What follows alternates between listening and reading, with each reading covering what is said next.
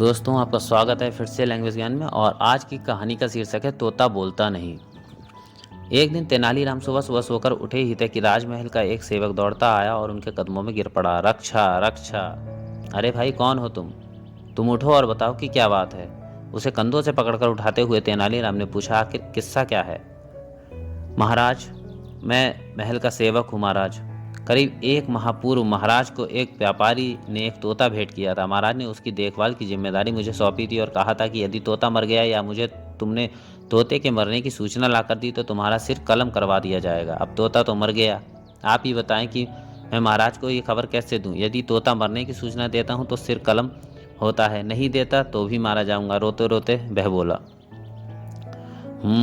तेनालीराम सोचने लगा। समस्या सचमुच गंभीर थी। कुछ देर सोचने के बाद वह बोले, तुम ऐसा करना। और फिर वह धीरे धीरे उसके कान में कुछ बताने लगा। पूरी बात सुनकर रखवाले की आंखों में चमक उभर आई। कुछ देर बाद वह चला गया। तेनालीराम भी तैयार होकर दरबार में जा पहुंचे। वह महाराज के कक्ष में बैठे बैठे बातें कर रहे थे कि तभी तोते का रखवाला वहां आ पहुंचा। महाराज की जय हो। कहो, क्या बात है, तोता कैसा है। वैसे तो ठीक दिख रहा है महाराज, मगर कल रात से कुछ खा पी नहीं रहा है। क्यों? क्या मालूम महाराज, ना हिलता डुलता है ना ही बोलता है। सुबह से उसने आंख भी नहीं खोली है। ऐसी बात है तो चलो हम स्वयं चलकर देखते हैं। आओ तेनालीराम। रखवाला उन्हें लेकर उस स्थान पर आया जहां पिंजरे में तोता रखा था।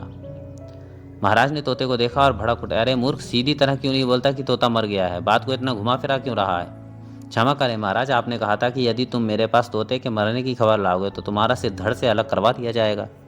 ओह, अब महाराज की समझ में सारी कहानी आ गई। उन्होंने तेनालीराम की ओर देखा और वह मंद मंद मुस्कुरा रहे थे।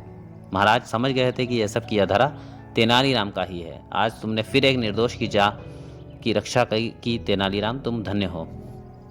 सब आपकी कृपा है महाराज। तेनालीराम ने सम्मान से सिर झुका दिया।